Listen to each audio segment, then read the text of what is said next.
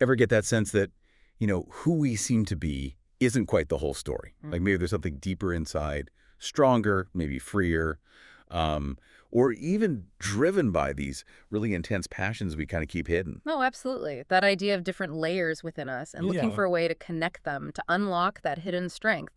Well, that's really at the core of a lot of the occult sciences. Right. People often think of, fortune telling or alchemy for gold, maybe Kabbalistic spells, but fundamentally, many of these disciplines see the person as the base metal.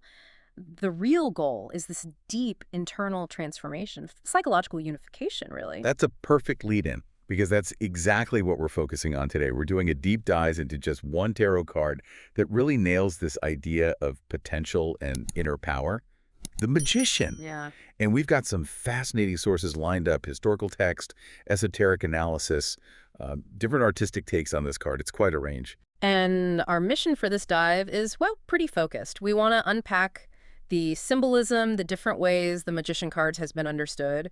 Just the upright meanings, though, we're keeping it specifically to that today. Okay, let's jump right in. The image many people know, probably from the Rider-Waite deck. Yeah. The Magician standing there, one hand up, one pointing down. What's going on with that pose? It feels very intentional. Oh, it absolutely is. It's packed with meaning. You can think of the Magician almost like an energy conductor. A lightning rod is how some texts describe it. A lightning rod, okay. Yeah, the hand reaching up is seen as drawing down spiritual energy, from the heavens or higher planes, and the hand pointing down, that's about grounding it, manifesting it right here in the real world, making the invisible visible.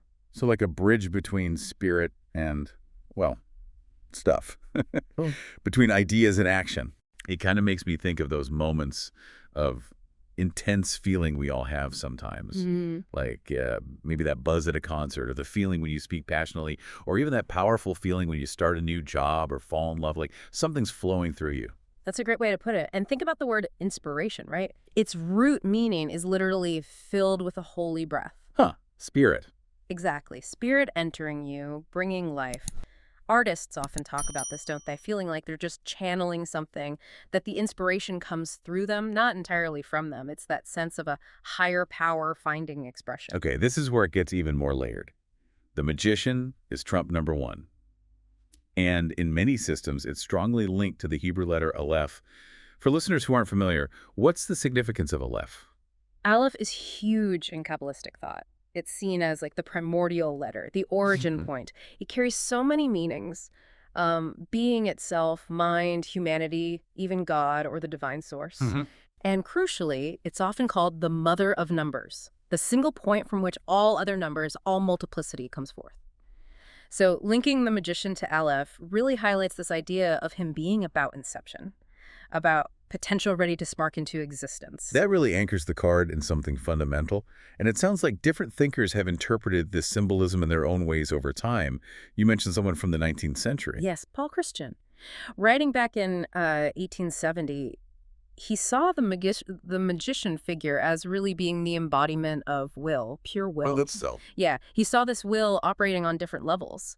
So in the divine world, it's the absolute being, the ultimate source. In the intellectual world, it's unity, the thing that connects all ideas. And then in our physical world, it's represented by man, humanity, as the sort of peak expression of living will. So it's not just having potential passively, it's about actively using will to shape things on all these levels. Exactly. And then you have groups like the Hermetic Order of the Golden Dawn, which were incredibly influential. They brought together all sorts of esoteric traditions. For them, the whole major Arcana sequence, starting right there with the Magician, basically lays out the path of development for the individual, the Mogis, learning to consciously use these energies. It's amazing how the perception shifted.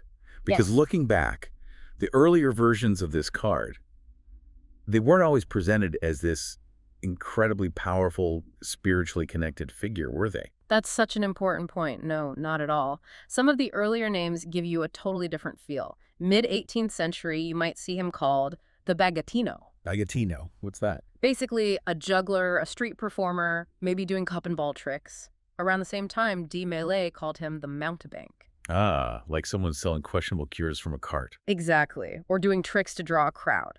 And Court de Gébelin, a bit later, even linked him to the thimble rigger, a figure associated with, well, sleight of hand, maybe even deception. Wow, so a journey from street performer or trickster to this archetype of focused will.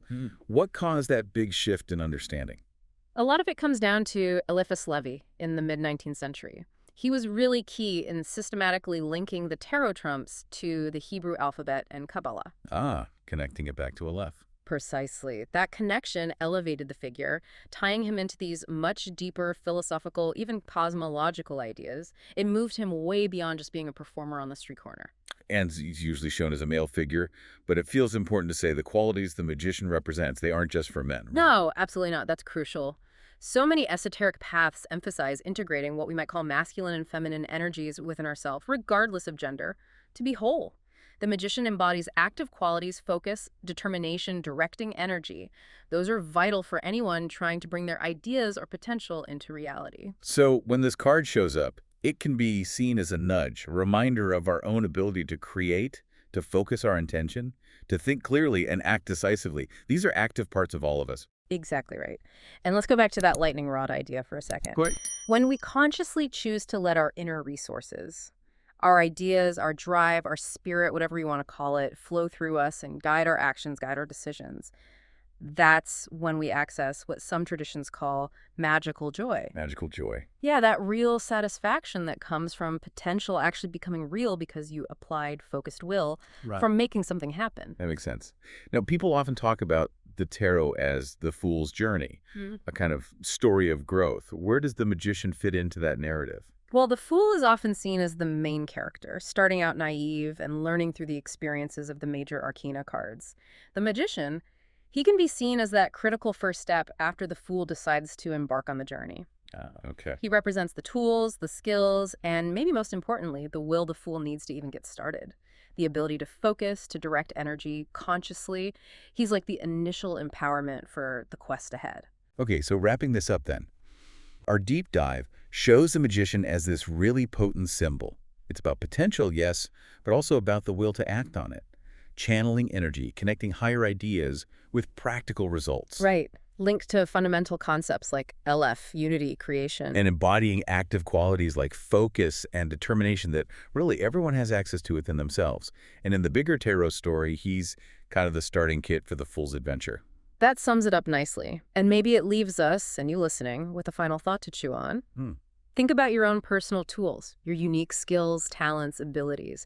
Maybe some you aren't using as much as you could be. Yeah. How could you maybe more consciously channel your own inner spirit, that unique spark you have, into real, tangible actions, into deliberate choices in your life?